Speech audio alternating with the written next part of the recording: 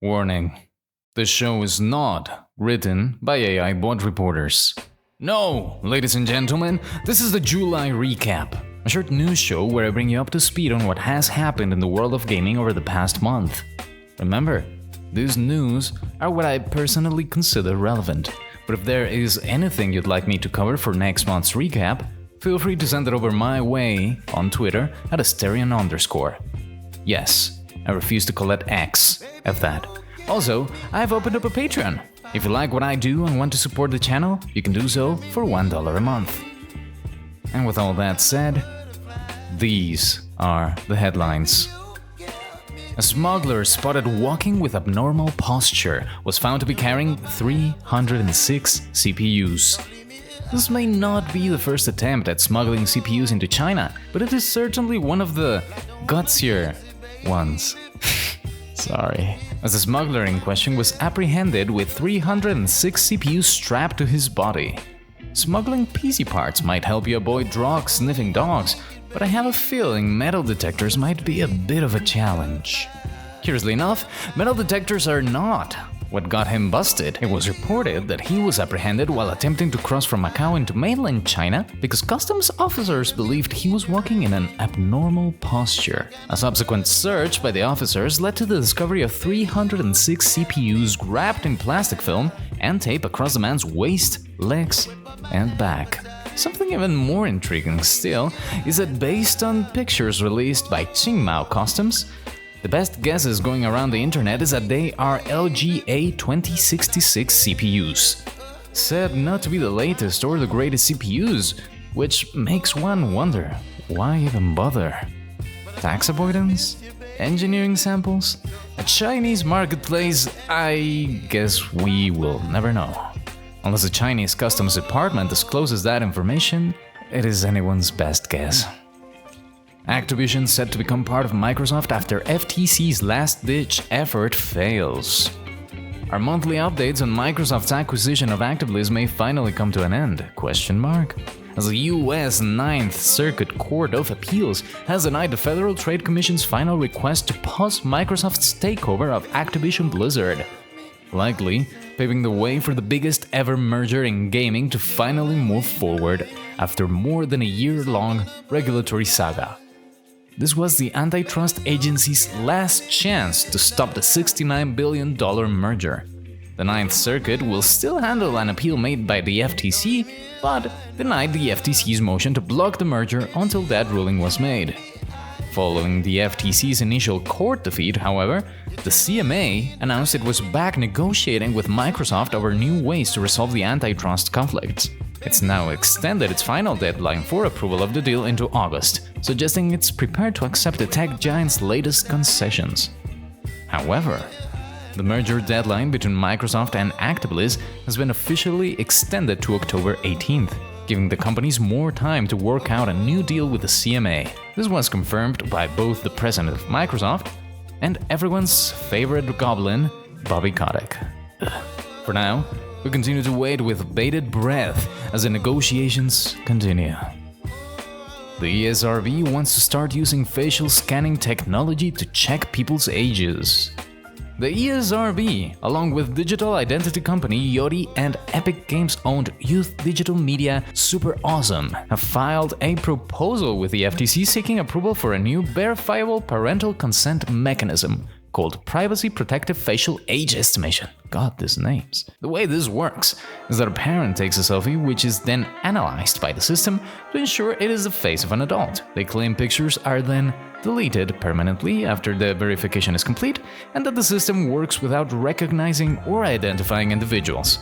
It only estimates the age of the image it sees. This sounds to me not wholly accurate, as facial recognition technology is notoriously racist.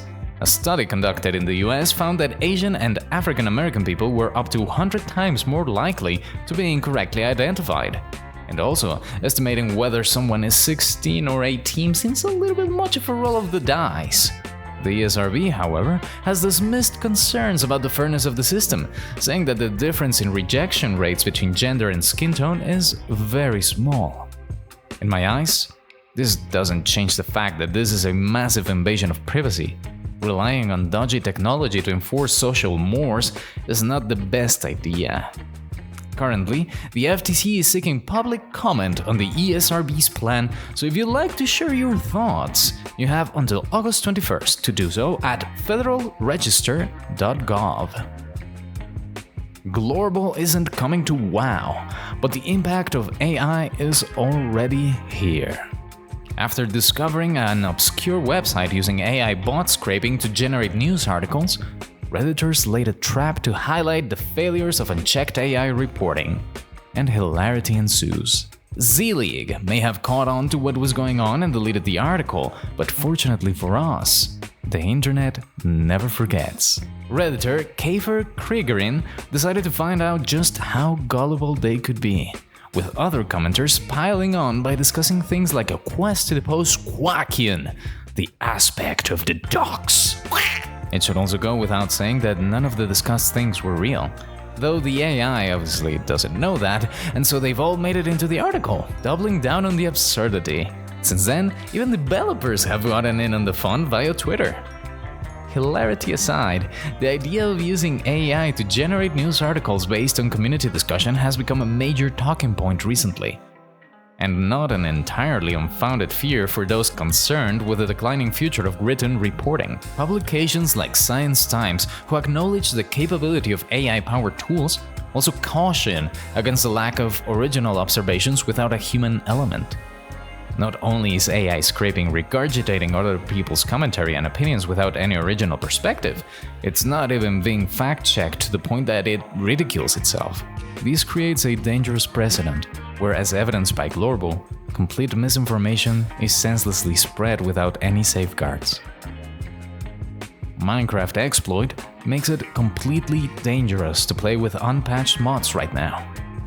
According to the Minecraft Malware Prevention Alliance, MMPA, yeah, that's a thing, users have spotted a vulnerability affecting a whole lot of Minecraft servers, citing that many popular mods are able to be exploited by hackers looking to take over players' machines. One computer science student, known as Dogboy21 on GitHub, spotted something like 36 mods that are vulnerable to the so-called bleeding pipe exploit. They warn that right now, it is completely dangerous to play with unpatched mods. They can literally execute any code they want on the target system. The possibilities are endless. The exploit utilizes a Java deserialization attack chain that's able to take advantage of unsafe use of the Java serialization feature in network packets sent by servers to clients or clients to servers. Thankfully, Dogboy21, what a name, has been working together with other helpful users to offer a fix on their GitHub page. You can find the link on the description below. Something that I find particularly worrying here is that this vulnerability is well known in the Java community. While it has been fixed before in other mods, it is concerning that this is not a new thing. Keep your Minecraft mods updated, dear listeners. Stay safe out there in the wide and wild world of Minecraft. You never know what someone with malicious intent might do with access to your computer. And with this, the July recap comes to an end. I will be back at the end of August to update you on the comings and goings in gaming. If there are stories you think I should cover next month, reach out to me on Twitter. Don't forget to like the video and subscribe to the channel. It motivates me to continue making more videos. Now let me know what you think. Will Glorbo save us from Bobby Kotick? Are we going to end up living in an AI hellscape? Maybe we already are. Feel free to comment down below. I'd like to know what you think. I am Asterion, and I will see you on the next video.